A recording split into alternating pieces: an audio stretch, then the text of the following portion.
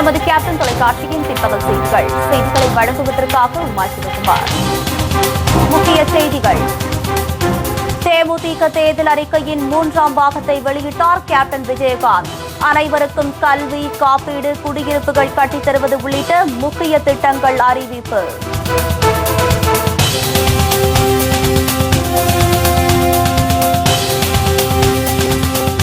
திருப்பூர் தெற்கு மாவட்ட தேமுதிக செயலாளர் பதவியில் இருந்து கீர்த்தி சுப்பிரமணியம் நீக்கம். புதிய பொறுப்பாளர்களை நியமித்து கேப்டன் அறிவிப்பு.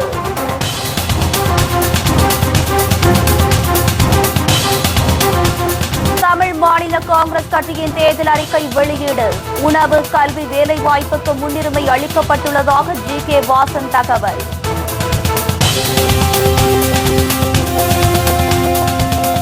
தமிழகத்தில் மீண்டும் தலை தூக்கியது மின்வெட்டு.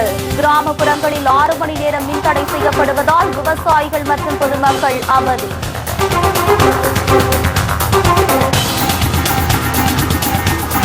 ஆர்.கே. நகரில் நாளை பிரச்சாரத்தை தொடங்குகிறார் திருமாவளவன்.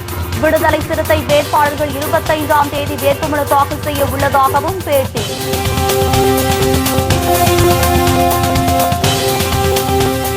தேர்தல் விதிமுறைகளை மீறி பொதுமக்களுக்கு திமுகவினர் நள்ளிரவில் புடவை விநியோகம். தேமுதிக மக்கள் நல கூட்டணியினர் கையும் களவுமாக பிடித்து தேர்தல் ஆணையத்திடம் ஒப்படைப்பு.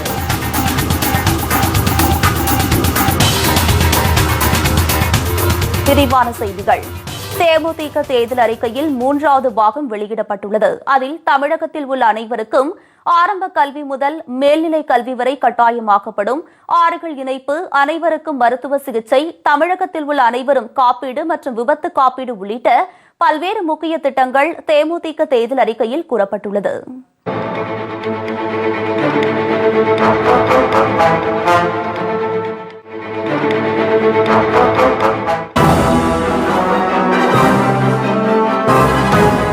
எங்களது தேர்தல் அறிக்கையின் 2 பகுதிகளையும் பலர் பாராட்டினர், சிலர் விமர்சனம் செய்தனர். அவர்கள் அனைவருக்கும் எனது நன்றியை தெரிவித்துக் கொள்கிறேன். மலேசியாவில் உள்ள உயர்மட்ட அரசு அதிகாரிகளுடன் கலந்து பேசி மிகவும் கவனமாக தயாரிக்கப்பட்ட திட்டங்கள் இவை அந்நாட்டில் நடைமுறையில் உள்ளன. புரட்சித் தலைவர் எம்ஜிஆர் சத்துணவு திட்டத்தை தொடங்கிய போது பலர் இதை தொடர்ந்து நடத்த முடியாது என்றனர். அப்போது தமிழக அரசின் வரவு செலவு 800 கோடி. அதில் சத்துணவுக்கு செலவிட்டது 173 கோடி. மலேசியா 2 கோடி மக்கள் தொகை கொண்ட நாடு. இந்த திட்டங்களை அவர்களால் செய்ய முடியும் என்றால் நம் தமிழகத்தில் நம்மால் ஏன் செய்ய முடியாது? மக்களின் ஒத்துழைப்புடனும் தெய்வ அருளுடனும் இந்த திட்டங்களை நாம் முழுமையாக தமிழகத்தில் நடைமுறைப்படுத்துவோம். தமிழகத்தில் உள்ள அனைவருக்கும் கல்வி, அனைவருக்கும் ஆரம்ப கல்வி முதல் மேல்நிலை கல்வி வரை கட்டாயமாக்கப்படும். ஆறுகள் இணைப்பு, தமிழகத்தில் உள்ள அனைத்து ஆறுகளும் இணைக்கப்படும். விவசாயம் மற்றும் குடிநீர் தேவைகள் பூர்த்தி செய்யப்படும். உணவு, நியாய விலை கடைகள் மூலம் அனைவருக்கும் மளிகை பொருட்கள், காய்கறிகள் வழங்கப்படும். வீடு, குடியிருக்க அனைவருக்கும் குடியிருப்புகள் கட்டித்தரப்படும். சேம நலநிதி, பணிபுரியும் தொழில் செய்யும் அனைவருக்கும் சேம நலநிதி தொடங்கப்படும். ஓய்வூதியம், 60 வயதான அனைவருக்கும் ஓய்வூதியம் வழங்க நடவடிக்கை மேற்கொள்ளப்படும். மருத்துவம், குறைந்த விலையில் அனைவருக்கும் மருத்துவ சிகிச்சை வழங்க நடவடிக்கை மேற்கொள்ளப்படும். மருத்துவ காப்பீடு, விபத்து காப்பீடு செய்து தரப்படும். மொழி, ஜாதி, மத, இன நல்லிணக்கம் பேணப்படும். அணுசக்தி மூலம் மின்சாரம் தயாரிப்பதை தவிர்க்க நடவடிக்கை மேற்கொள்ளப்படும். மதுவிலக்கு அமல்படுத்தப்படும். லோக் ஆயுக்தா அமைக்கப்படும். பெருந்தலைவர் காமராஜர் பேரூராட்சி திட்டம், தரம் வாய்ந்த பேரூராட்சிகள், மின்சாரம், குடிநீர் வசதி, கழிவுநீர் கால்வாய், திடக்கழிவு மேலாண்மை, போக்குவரத்து வசதி, பாதுகாப்பு வசதி, மின் நிர்வாகம் என அனைத்தும் தரமாக இருக்கும். ஒவ்வொரு வீட்டினரும் மக்கும் குப்பை, மக்காத குப்பை என பிரித்து வீட்டு வாசலில் வைத்திருக்க வேண்டும். வீடு தேடி வந்து எடுத்துக் கொள்வார்கள். ரோட்டில் குப்பைகளை கொட்ட முடியாது. தரமான சாலைகள் போடப்படும். சாலை போக்குவரத்து விதிகள் முழுமையாக கடைபிடிக்கப்படும். வண்டி நிறுத்தங்கள், போக்குவரத்து நெரிசல் தவிர்க்கும் மேலாண்மை மேற்கொள்ளப்படும். கழிவுநீர் மறுசுழற்சி செய்யப்படும். மக்கள் பயன்படுத்தக்கூடிய வகையில் சமுதாய கூடங்கள் கட்டி குறைவான வாடகைக்கு விடப்படும். சுற்றுலாத்துறை தமிழகத்தில் பிற மாநிலங்களில், பிற நாடுகளில் என சுற்றுலா முகவர்கள் நியமிக்கப்படுவார்கள். தமிழ்நாட்டில் சுற்றுலா வருபவர்களுக்கு வெளிநாட்டவர்கள், உள்நாட்டவர்கள் குறைந்த செலவில் தங்க, தரமான உணவு வழங்க, போக்குவரத்து வசதி செய்தல் என அவர்களுக்கு உதவிகரமாக இருப்பார்கள். விபத்து மற்றும் ஆயுள் காப்பீடு தமிழகத்தில் உள்ள அனைத்து மக்களுக்கும் விபத்து காப்பீடு மற்றும் ஆயுள் காப்பீடு செய்யப்படும். எரிசக்தி அரசு அலுவலகங்கள், வணிக கூடங்கள், திரையரங்குகள், தொழிற்சாலை, அடுக்குமாடி குடியிருப்புகள் என மின்சாரம் அதிகம் தேவைப்படும் இடங்களில் மாற்று எரிசக்தியான சூரிய சக்தியை பயன்படுத்த நடவடிக்கை எடுக்கப்படும். சாலையில் உள்ள மின் கம்பங்கள் திட்டமிட்டு அமைக்கப்பட்டு மின்சாரம் மிச்சப்படுத்தப்படும். ஒளிப்பாயும் அளவை கணக்கிட்டு விளக்கு கம்பம் நடப்படும். இதன் மூலம் 25% மின்சாரம் மிச்சப்படுத்தப்படும். அதிக விலை கொடுத்து மின்சாரம் வாங்குவதை மறுபரிசீலனை செய்து மின் வாரியம் குறைந்த விலையில் மின்சாரம் வாங்குவதற்கு புதிய ஒப்பந்தங்கள் போடப்படும். மின் வாரியத்தின் கடன் 5 ஆண்டுகளில் முழுமையாக அடைக்க நடவடிக்கை எடுக்கப்படும். டாக்டர் அம்பேத்கர் குடியிருப்பு திட்டம் 20 லட்ச குடியிருப்புகள் தமிழகத்தில் குறைந்த வருமானத்தில் வாழும் 20 லட்சம் மக்களுக்கு வீடுகள் குறைந்த விலையில் தரமான குடியிருப்புகள் கட்டித்தரப்படும். 475 சதுர அடியில் குடியிருப்புகள் 8,50,000 கட்டித்தரப்படும் மற்றும் 750 சதுர அடி குடியிருப்புகள் 18 லட்சத்திற்கு கட்டித்தரப்படும். முன்பணம் 50,000 மட்டும் செலுத்தினால் போதுமானது. முன்பணம் கட்ட இயலவில்லை என்றால் சேமநிதி கணக்கில் எடுத்துக் கொள்ளப்படும். எளிமையான மாத தவணை 3,900 முதல் தொடங்கும். குறைந்த மாத வருமானம் உள்ள அனைவருக்கும் இந்த திட்டத்தில் வீடு ஒதுக்கப்படும். இதன் மூலம் தமிழகத்தில் வாடகை வீட்டில் யாரும் குடியிருக்கும் நிலை இருக்காது. நகர்ப்புறங்களில் 10 லட்ச குடியிருப்புகள், புறநகரங்களில் 10 லட்ச குடியிருப்புகள் என்று தமிழகம் முழுவதும் கட்டித்தரப்படும். மக்கள் தங்களுக்கு வேண்டிய இடத்தில் தேர்ந்தெடுத்துக் கொள்ளலாம். மாநில பேருந்து போக்குவரத்து கழகம் மாநில பேருந்து போக்குவரத்து கழகம் பொது நிறுவனமாக மாற்றப்பட்டு இந்திய பங்குச்சந்தை மூலம் பங்குகள் வெளியிடப்படும்.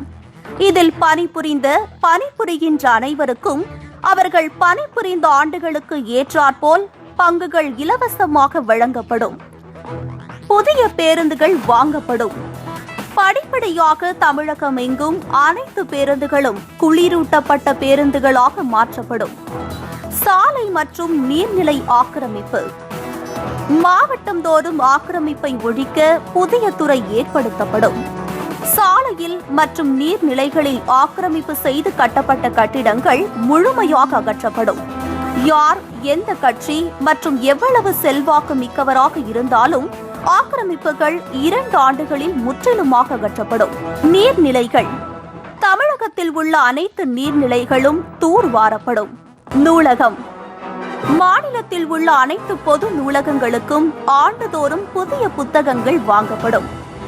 1664 கிளை நூலகங்கள் மற்றும் 1795 கிராமப்புற நூலகங்கள் என மொத்தம் 3459 நூலகங்களுக்கு ஆண்டுதோறும் புத்தகங்கள் வாங்கப்படும். பள்ளி கல்லூரிகளின் நூலகங்களுக்கு புதிய புத்தகங்கள் வாங்கப்பட்டு அவை நவீன வசதியுடன் இயங்கும். 2014 மற்றும் 2015 ஆண்டுகளுக்கு புதிய நூல்கள் வாங்கவில்லை. கூட்டுறவு வங்கிகள் 10 புதிய கூட்டுறவு வங்கிகள் தொடங்கப்படும். தாழ்த்தப்பட்டவர்களுக்கு கூட்டுறவு வங்கி, மலைவாழ் மக்களுக்கு கூட்டுறவு வங்கி, சிறுபான்மையினருக்கு கூட்டுறவு வங்கி, பிற்படுத்தப்பட்டோருக்கு கூட்டுறவு வங்கி, மீனவர்களுக்கு கூட்டுறவு வங்கி, நெசவாளர்களுக்கு கூட்டுறவு வங்கி, விவசாயிகளுக்கு கூட்டுறவு வங்கி, பெண்களுக்கான கூட்டுறவு வங்கி, சிறு வணிகர்களுக்கான கூட்டுறவு வங்கி, மாற்றுத்திறனாளிகளுக்கு கூட்டுறவு வங்கி என 10 புதிய கூட்டுறவு வங்கிகள் தொடங்கப்படும். இதன் மூலம் வேலைவாய்ப்பு கடன் என தனித்தனியாக ஒவ்வொரு பிரிவினரும் வளர்ச்சி காண முடியும். மகளிர் சுய உதவி குழுவினர் முழுமையாக இதில் பயன்படுத்தப்படுவார்கள். திருக்கோவில்கள். தமிழகத்தில் உள்ள அனைத்து திருக்கோவில்களுக்குரிய சொத்துக்கள் பாதுகாக்கப்படும். சந்தை மதிப்பீட்டின்படி வாடகை நிர்ணயம் செய்யப்படும். 12 ஆண்டுகள் முடிந்தும் குடமுழுக்கு செய்யப்படாமல் இருக்கும் அனைத்து திருக்கோவில்களுக்கும் குடமுழுக்கு செய்யப்படும். அனைத்து தனியார் பள்ளிகளில் கல்வி கட்டணம். தனியார் பள்ளிகள் கல்விக்கான கட்டணம் தனியாகவும் மற்ற சேவைகளுக்கான கட்டணம் என தனித்தனியாக பிரித்து பெற்றோர்களிடம் தெரிவிக்க வேண்டும். பெற்றோர்கள் கல்வியை தவிர பிற சேவைகள் தேவையில்லை எனில் கட்டணம் ஏதும் கட்ட தேவையில்லை. பள்ளி நிர்வாகம் நிர்பந்தம் செய்ய முடியாது. பெற்றோர்கள் விரும்பும் பட்சத்தில் சிபிஎஸ்இ பள்ளிகள் தொடங்க அரசு நடவடிக்கை மேற்கொள்ளும். மனித கழிவுகள் அகற்றுபவர்களுக்கு இனிமேல் மனித கழிவுகளை அகற்ற மனிதர்கள் தேவையில்லை, இயந்திரங்கள் மூலம் அகற்றப்படும். இதுவரை மனித கழிவுகளை அகற்றியவர்களுக்கு ஓய்வூதியம் வழங்கப்படும். அவர்களின் வாரிசுகளுக்கு பொறியியல், மருத்துவம் என அவர்கள் விரும்பும் படிப்பு படிக்க இடஒதுக்கீடு வழங்கப்படும். அரசு முழுமையாக அவர்களின் கல்வி கட்டணத்தை ஏற்றுக்கொள்ளும். மருந்து தயாரிப்பு. தனியாருடன் இணைந்து குறைந்த விலையில் மருந்துகள் தயாரிக்கப்படும். தலைவலி, காய்ச்சல், நீரிழிவு, இரத்த அழுத்தம் போன்ற தினசரி தேவைப்படும் மருந்துகள். டிரைவ்-இன் உணவகங்கள். சென்னையில் டிரைவ்-இன் உணவகம் மீண்டும் தொடங்கப்படும். அதுபோலவே தமிழகம் எங்கும் 100 இடங்களில் டிரைவ்-இன் உணவகங்கள் தொடங்கப்படும். மீனவர்கள். தமிழக இலங்கை மீனவர்களுக்கு இடையேயான பிரச்சினைகளுக்கு நிரந்தரமாக தீர்வு காணப்படும். திருமண மண்டபம். அனைத்து திருக்கோவில்களிலும் திருமண மண்டபம் கட்டப்படும். திருமணம் போன்ற சுப நிகழ்ச்சிகளுக்கு குறைந்த வாடகைக்கு விடப்படும். ஒரு நாள் வாடகை அதிகபட்சம் 25,000 என நிர்ணயம் செய்யப்படும். தரமான திருமண விருந்து ஒரு வேலைக்கு 75 முதல் 150 என விலை நிர்ணயம் செய்யப்படும். இதன் மூலம் திருமணத்தை குறைந்தபட்சம் 1,50,000 சிறப்பாக நடத்த முடியும். கல்லூரியில் படிக்கும் பெண்களுக்கு. கல்லூரியில் படிக்கும் பெண்களுக்கு 2,000 வருமானம் பெறுகிற வகையில் பகுதி நேர வேலை உருவாக்கப்படும். தமிழகத்தில் உள்ள கடைகள். தமிழகத்தில் உள்ள 12 லட்ச கடைகள் நடத்தும் அனைவருக்கும் சேம நலநிதி மற்றும் காப்பீடு வழங்கப்படும். 25,000 முதல் 5 லட்சம் வரை ரொக்கம், பொருட்கள் என தேவைக்கு ஏற்ப கடன் தரப்படும். சொந்தமாக சிறு தொழில் புரிபவர்கள். ஆட்டோ, டாக்ஸி ஓட்டுபவர்கள், நெசவாளர்கள், மீனவர்கள் போன்ற சொந்தமாக சிறு தொழில் புரிபவர்கள் அனைவருக்கும் குறைந்த விலையில் குடியிருப்புகள், சேம நலநிதி, சொந்தமாக வாகனம் வாங்க குறைந்த வட்டியில் கடன் வசதி செய்து தரப்படும். ஆயுள் மற்றும் மருத்துவ காப்பீடு செய்யப்படும். நெல் கொள்முதல் ஊக்கத்தொகை ₹400, ரொக்கம் ₹200 மற்றும் ₹200 மதிப்புள்ள பொருட்கள். மத்திய அரசு விலையுடன் சேர்த்து நெல்லுக்கு ஊக்கத்தொகையாக 1 குவிண்டாலுக்கு ரொக்கமாக 200, மேலும் ₹200 மதிப்புக்கு கோஆப்டெக்ஸ் மற்றும் காதி கதர் வாரியத்தில் தேவையான பொருட்கள் வாங்கிக் கொள்ளலாம். இந்த திட்டத்தின் மூலம் நெசவு தொழிலும் மேம்படும். கரும்பு கொள்முதல் ஊக்கத்தொகை. கரும்பு மற்றும் பிற விவசாய பொருட்களுக்கும் ஊக்கத்தொகை வழங்க நடவடிக்கை எடுக்கப்படும். நெல் கொள்முதலுக்கு வழங்கியது போல் இதற்கும் வழங்கப்படும். கரும்பு விவசாயிகளுடன் கலந்து பேசி ஊக்கத்தொகை அறிவிக்கப்படும். நெசவாளர், மீனவர், விவசாய தொழிலாளர்களுக்கு சேம நலநிதி. அனைத்து நெசவாளர்களுக்கும், மீனவர்களுக்கும், விவசாய தொழிலாளர்களுக்கும் சேம நலநிதி கட்டாயமாக்கப்படும். தொழிலாளர்கள் தங்கள் பங்கை செலுத்த வேண்டும். அரசு மாதா மாதம் ஒரு குறிப்பிட்ட தொகையை அவர்களின் சேம நலநிதி கணக்கில் செலுத்தும். சினிமா துறை. திரைப்படம் தயாரித்து வெளிவராமல் இருக்கும் அனைத்து திரைப்படங்களை அரசே வெளியிடும். திரைக்கலைஞர்கள் அரசு பள்ளியில் கலை வல்லுநராக மாத ஊதியத்தில் நியமிக்கப்படுவார்கள். ஏற்கனவே சென்னைக்கு அருகில் ஒதுக்கப்பட்ட 100 ஏக்கர் நிலத்தில் அனைத்து திரைப்பட தொழிலாளர்களுக்கும் அரசு உதவியுடன் தரமான குடியிருப்புகள் கட்டித்தரப்படும். 25,000 பேர் பயன்பெறுவர்.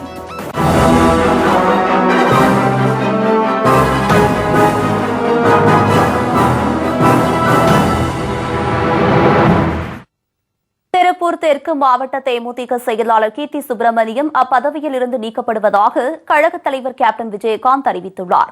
இதுகுறித்து அவர் விடுத்துள்ள அறிக்கையில், கழகத்திற்கு களங்கம் விளைவிக்கும் வகையில் நடந்து கொண்ட திருப்பூர் தெற்கு மாவட்ட செயலாளர் கீர்த்தி சுப்பிரமணியம் அவர் வகித்த பதவியில் இருந்தும் அடிப்படை உறுப்பினர் பதவியில் இருந்தும் நீக்கப்படுவதாக அறிவித்துள்ளார்.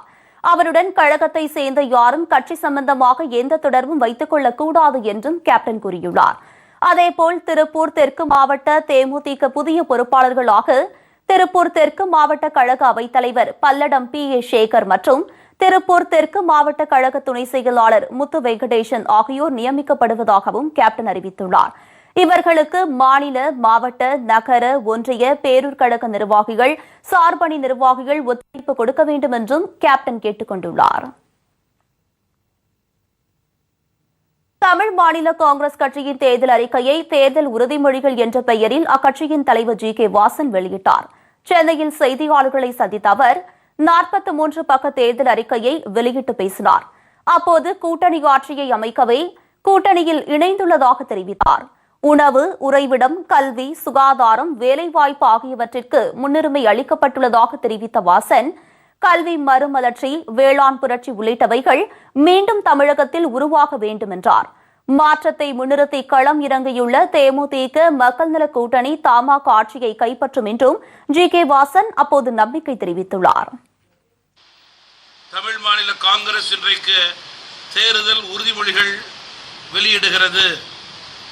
43 பக்கங்கள் கொண்ட இந்த தேர்தல் உறுதிமொழியை பொறுத்தவரையிலே புதிய கருத்துக்களையும் சிந்தனைகளையும் நாங்கள் வெளிப்படுத்துகிறோம். குறிப்பாக சுற்றுலாத்துறை மேம்படுத்தல், பெருந்தலைவர் காமராஜர் ஆட்சியின் போது கண்ட கல்வி மறுமலர்ச்சி, தொழில் கட்டமைப்பு, விவசாய முன்னேற்றம் இவைகள் மீண்டும் தமிழகத்திலே உருவாக வேண்டும். விவசாயி சார்ந்த அறிக்கையாக இந்த அறிக்கை விவசாயிகளுடைய எண்ணங்களை பிரதிபலித்திருக்கிறது. விவசாயிகள் நீரை தேடி ஆழ் கிணறுகள் தோண்டி அவர்களுக்கு ஏற்ற உதவியை செய்ய வேண்டும் என்பதற்காக 10-15 விவசாயிகள் அடங்கிய கூட்டுறவு முறையிலே ஆழ்கிணறுகள் தோண்டக்கூடிய நிலையை அரசே ஏற்படுத்தி தண்ணீரை பங்கிட்டு கொடுக்கக்கூடிய முறையை ஏற்படுத்துவோம். அதேபோல மாணவர் நலன் சார்ந்த அறிக்கை என்பதால் மாணவருடைய கல்வி கடன், விவசாயி நலன் சார்ந்ததால் விவசாயிகளுடைய கல்வி கடன் இவைகளுக்கெல்லாம் வருகின்ற காலங்களிலே முற்றுப்புள்ளி வைப்போம். மாணவர்களுக்கும் விவசாயிகளுக்கும் லகுவான முறையிலே விவசாயம் செய்யக்கூடிய, படிக்கக்கூடிய நிலையை ஏற்படுத்துவோம். காவல்துறை சீரமைப்பு போன்ற திட்டங்களை முன்வைத்திருக்கிறோம். அனைத்து துறைகளிலும் உள்ள நல்ல அடிப்படைகளை செய்வதற்கான உறுதிமொழியை கொடுத்திருக்கிறோம். மிக முக்கியமாக இந்த தேர்தல் அறிக்கையின் மூலம் தமிழ் மாநில காங்கிரஸ் கட்சியை பொறுத்தவரையிலே மற்ற இயக்கங்களை விட மிக வித்தியாசமான முறையிலே, உண்மையான முறையிலே ஒன்றை நாங்கள் இங்கே அழுத்தம் திருத்தமாக, ஆணித்தரமாக குறிப்பிட விரும்புகிறோம். இந்த தேர்தல் அறிக்கை, இந்த உறுதிமொழிகள் வெறும் அறிக்கைகளாக இல்லாமல் நீதிமன்றத்தில் இவைகளை நிறைவேற்ற கட்டாயப்படுத்துகின்ற உரிமையை மக்களுக்கு தர வேண்டும் என்ற புதிய சிந்தனை இந்த தேர்தல் உறுதிமொழியின் முக்கிய அம்சமாகும் என்பதை நான் தெரிவிக்க விரும்புகிறேன். இதுதான் இன்றைக்கு வாக்காளர்கள் எதிர்பார்க்கின்றார்கள். வாக்காளர்களுடைய எதிர்பார்ப்பை தமிழ் மாநில காங்கிரஸ் கட்சி பிரதிபலிக்கின்றது என்பதை குறிப்பிட விரும்புகிறேன். மக்கள் எதிர்பார்க்கும் நேர்மை, எளிமை, தூய்மை, வெளிப்படையான நிர்வாகம், மதுவில்லாத தமிழகத்தை எங்களது தேமுதிக, மாநக, தமாக கூட்டணி மக்களுடைய நம்பிக்கைக்கு ஏற்றவாறு செயல்பட்டு கொடுத்து இந்த தேர்தலிலே வெல்லும் என்பதை மகிழ்ச்சியோடு தெரிவித்துக் கொள்கிறேன். சிறிய இடைவேளைக்கு பிறகு மேலும் பல செய்திகளை பார்க்கலாம். தொடர்ந்து இணைந்திருங்கள் நமது கேப்டன் தொலைக்காட்சியுடன்.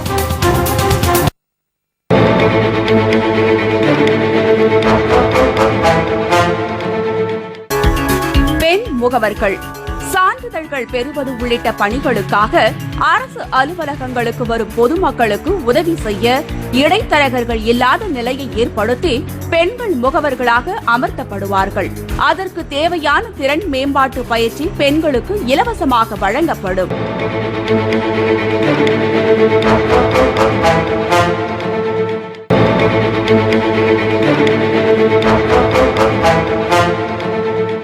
சுய தொழில் மகளிர்களால் வீட்டிலிருந்து தயாரிக்கப்படும் பொருட்களை, அதாவது முறுக்கு, பால்கோவா, கடலை மிட்டாய் மற்றும் இனிப்பு கார வகைகள் ஆகியவற்றை அரசு பணம் கொடுத்து வாங்கிக் கொள்ளும்.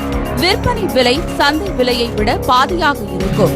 பிஸ்கட், ரொட்டி தயாரிப்பு மகளிர்களால் வீட்டிலிருந்து தயாரிக்கப்படும் பிஸ்கட், ரொட்டி முதலிய பொருட்களை அரசு பணம் கொடுத்து வாங்கிக் கொள்ளும்.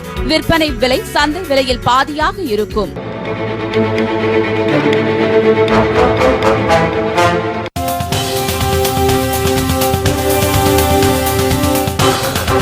தமிழகத்தில் அறிவிக்கப்படாத மின்வெட்டும் குறைந்த அழுத்த மின்சாரமும் வழங்கப்படுவதால் பொதுமக்கள் கடும் அவதிக்குள்ளாகியுள்ளனர்.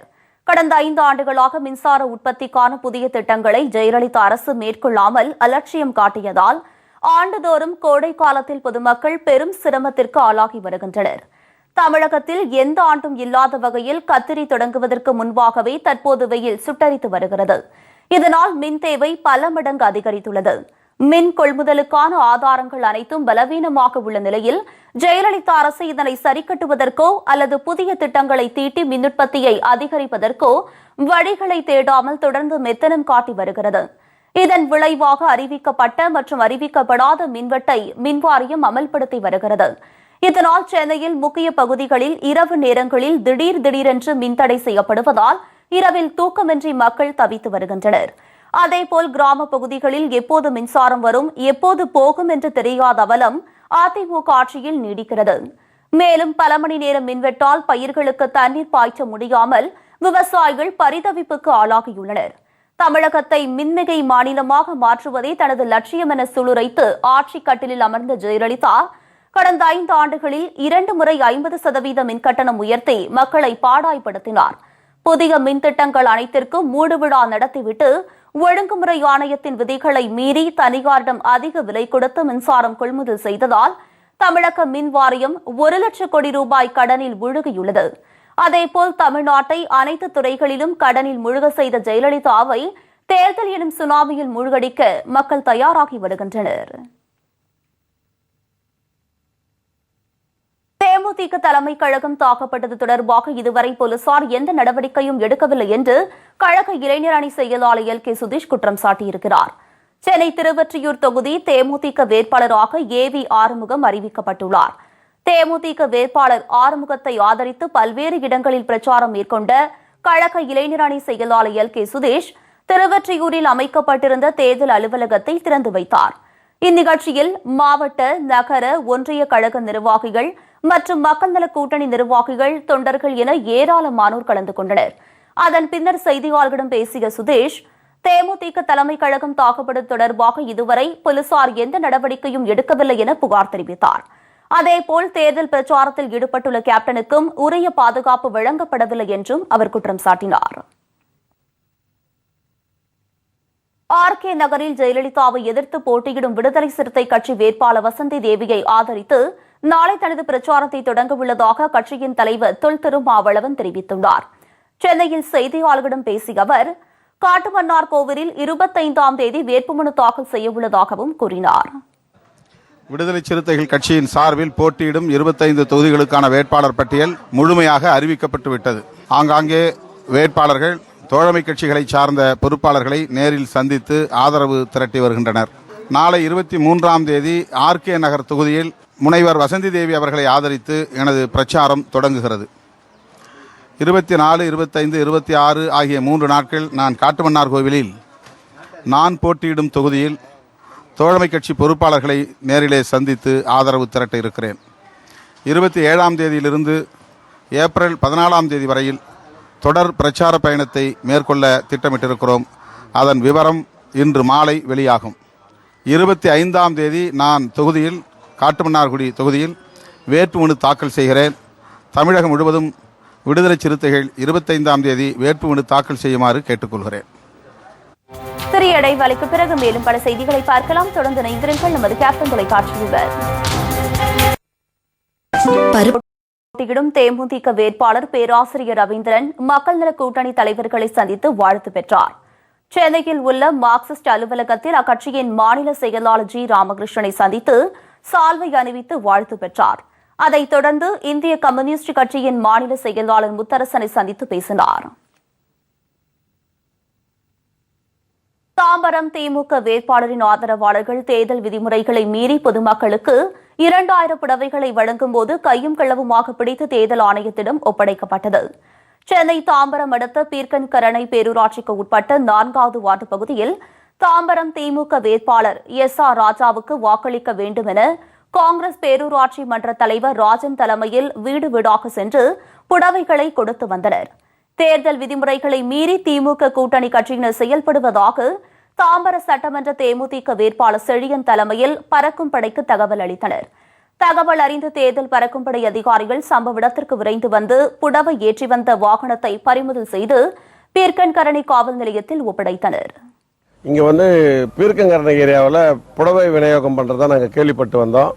ஏடிஎம்கே டிஎம்கே கொடுக்கறதா கேள்விப்பட்டு வந்தோம். ஆனா இங்க பார்த்தா டிஎம்கே கொடுக்கறதா நாங்க இப்ப தகவல் வந்திருக்கு. 2 வண்டிகளில் அந்த பறக்கும் படை புடவைகளை 2 வண்டியில் பிடித்திருக்கிறார்கள். அந்த 2 வண்டியில் ஒரு வண்டி இப்ப இந்த பீர்க்கன்கரணை போலீஸ் ஸ்டேஷன் நிற்குது. ஒரு வண்டி மட்டும் இங்கிருந்து வெளியே போயிட்டு இருக்குது. இது போல இந்த புடவைகள் கொடுக்கறது பொருள் கொடுக்கறதெல்லாம் கொஞ்சம் நிறுத்தினா மக்கள் ஜனநாயக முறையில் நல்ல வாக்களித்து நல்ல ஒரு ஆட்சி அமைக்கணும்னு தான் நாங்கள் எதிர்பார்க்கிறோம். திமுக மற்றும் கூட்டணி கட்சிகள் தேர்தல் விதிமுறைகளை மீறி செயல்பட்டதால் அப்பகுதியினர் தேமுதிகவினர் காவல் நிலையத்தை முற்றுகையிட்டனர். இதனால் அப்பகுதியில் பெரும் பரபரப்பு ஏற்பட்டது.